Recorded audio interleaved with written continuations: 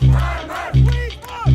हमने 3 कृषि कानूनों को वापस लेने का, रिपील करने का निर्णय लिया है। इस महीने के अंत में शुरू होने जा रहे संसद सत्र में, इसी महीने में हम तीनों कृषि कानूनों को रिपील करने की संवैधानिक प्रक्रिया को पूरा कर देंगे। शुक्रवार का दिन कृषि बिल के विरोध पर सड़कों पर बैठे लोगों के लिए जहां अच्छा, तो वहीं किसानों के बहकाकर अपनी खत्म हो चुकी राजनीति को वेंटिलेटर पर बनाए रखने वाले लोगों के लिए बुरा साबित हुआ। प्रधानमंत्री नरेंद्र मोदी ने शुक्रवार को अपने संबोधन में ये कहा कि वो तीनों बिल कृषि कानून वापस लेने के लिए तैयार हैं। साथ ही सत्र में उसे संसद से निरस्त भी कर दिए जाएंगे। जो लोग मोदी की कार्यशैली को समझते हैं वो हैरान हैं, लेकिन विशेषज्ञों से बात करके जो बात निकलती है, आइए वो हम आपको समझाने की कोशिश करते हैं।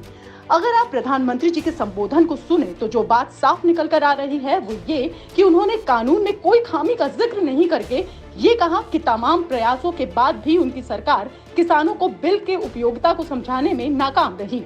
उन्होंने कहा कि वे एमएसपी को और अधिक प्रभावी और पारदर्शी बनाने के लिए कमेटी का गठन करेंगे। इस कमेटी में केंद्र सरकार और राज्य सरकारों के प्रतिनिधि के अलावा किसान, कृषि वैज्ञानिक और कृषि अर्थशास्त्री होंगे।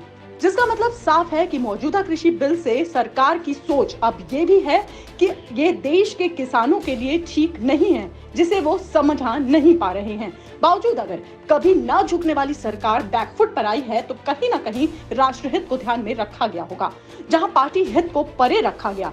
दूसरा जो सबसे बड़ा मसला इस पूरे कानून बिल के विरोध में दिखा वो खालिस्तानी और दूसरी राजनीतिक पार्टियों इससे ढाल बनाकर अपना फायदा साध रही थी। वे देश के मासूम और भोले भाले किसानों को बहला फुसलाकर देश विरोधी काम कर रही थी। एक बड़ी वजह सियासी फायदे को भी नजरअंदाज नहीं किया जा सकता, क्योंकि अगले साल उत्तर प्रदेश और पंजाब में विधानसभा चुनाव हैं। और यूपी की बात करें तो पश्चिम उत्तर प्रदेश के जाट बिरादरी को अपने हक में वोट देने के लिए उन्हें देर तक बीजेपी नाराज नहीं रख सकती। आपको बता दें कि पिछले बार के चुनाव में जाट समुदाय ने लगभग एक होकर बीजेपी के पक्ष में वोटिंग किया था। पश्चिमी उत्तर प्रदेश में गैर मुस्लिम, गैर जाट और गैर यादव वोट पर भी असर पड़ेगा, ये माना जा रहा है। खैर, बात पंजाब की करें तो ये लगातार कयास लगाया जा रहा है कि कैप्टन अमरिंदर सिंह बीजेपी के साथ गठबंधन बनाकर पंजाब के किसानों के बीच अपनी पकड़ बना सकते हैं। और अगर ऐसा होता है कि कैप्टन और बीजेपी के बीच गठबंधन होता है तो ऐसे में शहरी, ग्रामीण और किसानों के बीच ये गठबंधन मजबूती बना सकता है। खैर, देश के बड़े त्योहार गुरु पर्व के अवसर पर प्रधानमंत्री का ये फैसला देश हित को साधता दिख रहा है। लॉ स्ट्रीट भारत की रिपोर्ट।